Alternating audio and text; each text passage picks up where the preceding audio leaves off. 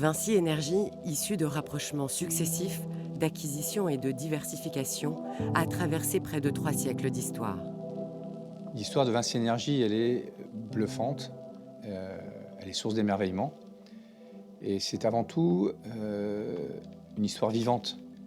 Une histoire vivante, elle est faite de convictions, elle est faite de rencontres de personnes, de transmission de valeurs, d'un modèle, d'expérience. Et c'est ça qui en fait sa force. Au démarrage, l'histoire de Vinci Énergie s'écrit avec des électriciens, des chauffagistes et des fournisseurs de services électriques et thermiques. Une histoire d'entrepreneurs qui ont su adapter leurs offres aux besoins de leur époque et dont les parcours vont se rejoindre au fur et à mesure des croissances externes de Vinci Énergie. Tout commence en 1735 avec Jean-André Le Pot. Il est alors l'horloger du roi de France Louis XV, mais la société Le Pot, elle, va se diversifier et se spécialiser au cours des siècles dans l'innovation électronique. En 1817, messieurs Jean et Chabrier remportent le contrat de l'éclairage aux chandelles et du chauffage au bois du Palais Bourbon, où siège le Parlement. En 1851, naît la société Morse, spécialisée dans la construction électrique et automobile. Des années plus tard, elle deviendra Morse Jean et Bouchon, futur MJB. En 1887, l'incendie de l'Opéra-Comique de Paris, alors éclairé au gaz, accélère l'avènement de l'électricité. En 1898, Pierre Azaria fonde la Compagnie Générale d'Électricité. Au début du XXe siècle, elle se renommera CG2E, l'ancêtre de Cégélec.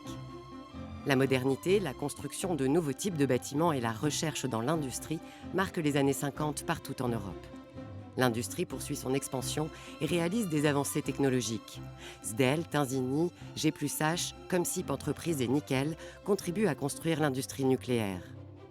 Ce sont toutes ces histoires particulières qui font de Vinci Énergie une organisation unique, multimétier et visionnaire, qui n'a eu de cesse d'intégrer l'héritage des entreprises qui l'ont rejoint.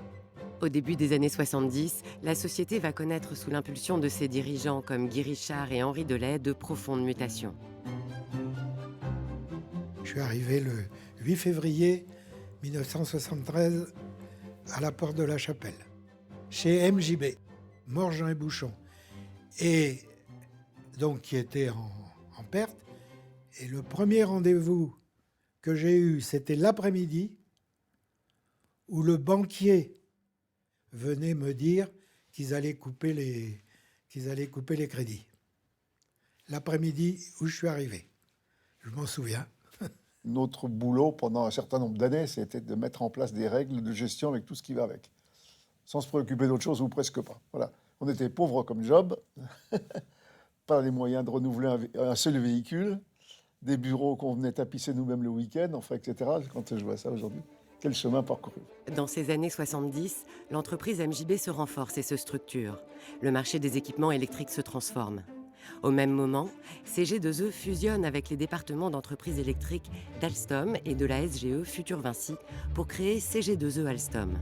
À l'époque, des principes de gestion simples et efficaces sont établis pour l'ensemble des branches du groupe. Guy Richard a institué un principe simple et clair, ce qui est tellement de bon sens qui peut amener à se demander pourquoi on n'a pas toujours fait comme ça, mais c'est les idées fortes qui sont quelquefois ainsi. C'est que dans les métiers de Vinci Énergie, on ne gagne de l'argent globalement que si on gagne de l'argent sur chaque affaire. Quand je suis rentré dans le groupe, le système de gestion, qui ne s'appelait pas Quartz encore à l'époque, était déjà un élément structurant du groupe, et c'était une vraie différence par rapport à ce que j'avais connu avant.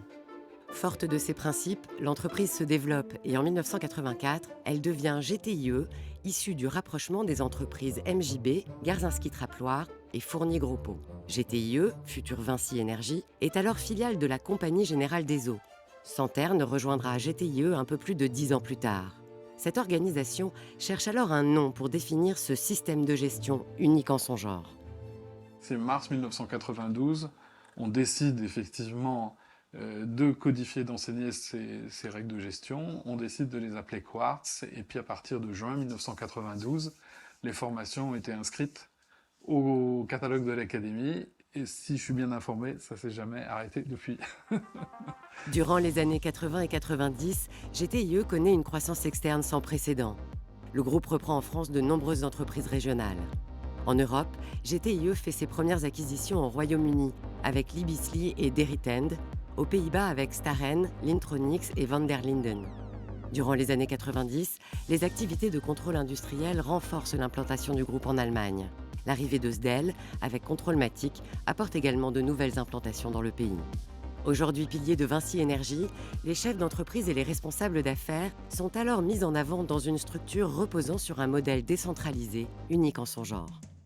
Ça a donné un ton d'autonomie et de responsabilité. Je pense que c'est une belle vision de dire que dans ce groupe, chacun est entrepreneur de sa fonction, chacun est entrepreneur de son projet, chacun est entrepreneur de sa trajectoire individuelle. Et l'esprit d'entreprise, il est essentiel pour le développement, pour l'innovation, pour l'invention, et dans tous les domaines. Dans cette organisation, le maillage en réseau devient alors l'un des fondamentaux de Vinci Énergie. L'essentiel de Vinci Énergie, c'est fait de règles et de principes de gestion, c'est fait d'une vision du management des entreprises de nos domaines d'activité, c'est-à-dire des entreprises de petite taille, agiles, à taille humaine, qui ont la capacité de travailler en réseau. Dès l'instant où on a fait réellement exister des entreprises avec des chefs d'entreprise, on ne pouvait pas vivre les uns séparés des autres. Il a fallu introduire d'autres notions, dont la solidarité, la générosité. Dès 1992, cette culture d'entreprise s'est déployée grâce à l'instauration de parcours de formation pour ses responsables d'affaires et ses chefs d'entreprise via un centre de formation interne appelé Académie. Cette structure ouvrira les portes de son premier établissement en 2004 en France, à Montesson. D'autres académies verront le jour à partir de 2010 dans de nombreux pays où Vinci Énergie est implantée. L'académie, c'est pour moi l'outil numéro 1 d'assistance aux chefs d'entreprise. C'est un lieu de formation, et la formation, on peut aussi l'organiser telle qu'on la ressent dans le groupe, mais c'est surtout un endroit où les gens se rencontrent, partagent, échangent, se connaissent. C'est comme ça que s'activent les réseaux. Et l'académie, c'est un élément pour créer les réseaux du groupe. Dans les années 90, les nouvelles technologies de la communication voient le jour. La marque Gragnou, qui déploie les nouveaux réseaux de téléphonie mobile, et la marque Axience apparaissent dans le domaine des télécommunications. Une stratégie marketing qui s'est peu à peu déployée au sein des entreprises historiques de Vinci Énergie. La vraie structuration du groupe et sa cohérence tient en l'organisation en marque, qui a rendu lisible le dispositif, et permet aux gens de se comprendre et d'échanger, etc., etc. Mais pour tout le monde, ça paraissait être une amputation. Dès l'instant où quelqu'un choisissait une marque, il était obligé d'en abandonner une autre, d'abandonner une activité. Et puis ça paraissait intellectuellement farfelu. Enfin. Alors qu'en fait, en mettant la marque en place, ça a permis d'être lisible vis-à-vis du marché et de faire une démarche marketing qui a permis de clarifier les positions, y compris des entreprises. Aujourd'hui, les 4 grands domaines d'activité de Vinci Énergie sont représentés principalement par 4 grandes marques internationales. Omexom pour les infrastructures d'énergie, Actemium pour les process et la performance industrielle, Vinci Energy Building Solutions pour l'ingénierie, les travaux et l'exploitation des bâtiments, et Axience pour les technologies de l'information et de la communication. La stratégie de marque, pour moi, elle était double. Elle était de pouvoir identifier dans ce grand Vinci Énergie quelle entreprise fait quoi, et donc de faire des connexions plus faciles. C'est un fluidifiant de réseau, et c'est aussi, je pense, un aimant en matière de croissance externe. En 2000, SGE et GTM fusionnent pour donner naissance à Vinci. Et en 2003, GTIE prend le nom de Vinci Énergie. Mais surtout, au début de ce nouveau millénaire, le groupe prend un tournant international très fort. En septembre 2000, j'ai intégré ce qui s'appelait à l'époque le pôle international. Mais le pôle international de l'époque, c'était à peu près 250 millions d'euros de chiffre d'affaires. Donc, c'était un petit pôle, finalement, cette Europe du Nord. Et nous avions envie de le développer. Donc on a commencé à faire nos premières croissances externes aux Pays-Bas, des petites sociétés aux Pays-Bas, puis en Suède. Et voilà, c'est parti de là, tout doucement, tout doucement. On a commencé nos croissances externes en Europe de l'Est. Ça a été à Thème en Pologne, puis en Tchéquie, puis en Slovaquie, puis Tiam en Roumanie. Voilà, c'était la découverte d'autres cultures, d'autres géographies. Et puis en 2010 est arrivé Cegelec. L'arrivée de Cegelec dans le groupe, ça a été quelque chose de très important. D'abord, c'est une croissance qui était importante, plus de 3 milliards d'euros de chiffre d'affaires, avec un positionnement en France qui était très différent du nôtre, mais avec des positionnements en Europe et aussi dans le monde, puisque ça nous a ouvert la porte des autres continents. Donc le chantier qui s'ouvrait à nous était immense. Depuis 2013, les acquisitions de Vinci Énergie à l'international se sont accélérées.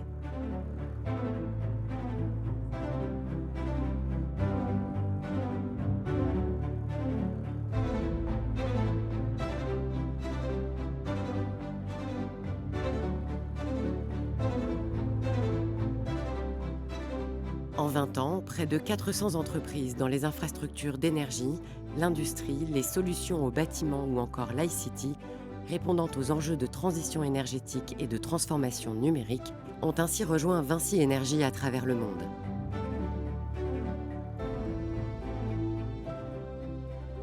C'est vraiment la croissance externe qui a créé la dynamique, qui nous a rendus un peu moins bêtes, un peu plus intelligents, un peu plus performants, un peu plus ouverts sur nos métiers, nos activités.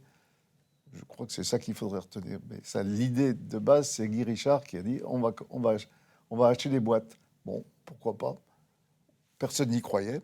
Et puis pour finir, le marché, les entreprises à racheter étaient beaucoup plus importants qu'on ne l'imaginait.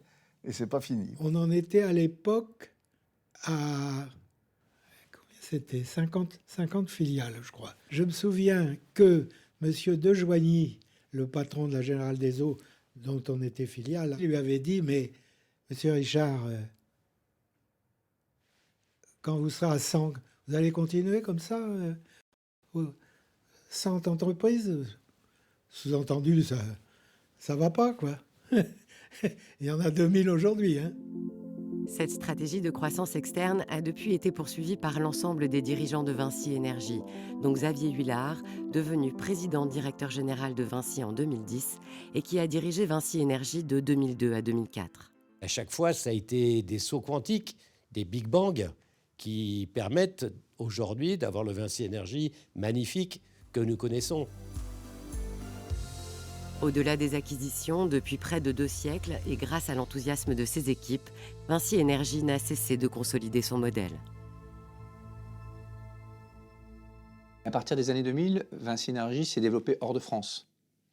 Et ce qui est aujourd'hui étonnant, c'est de voir à quel point ces valeurs, son modèle, sont également applicables hors de France. Et aujourd'hui, sont universelles.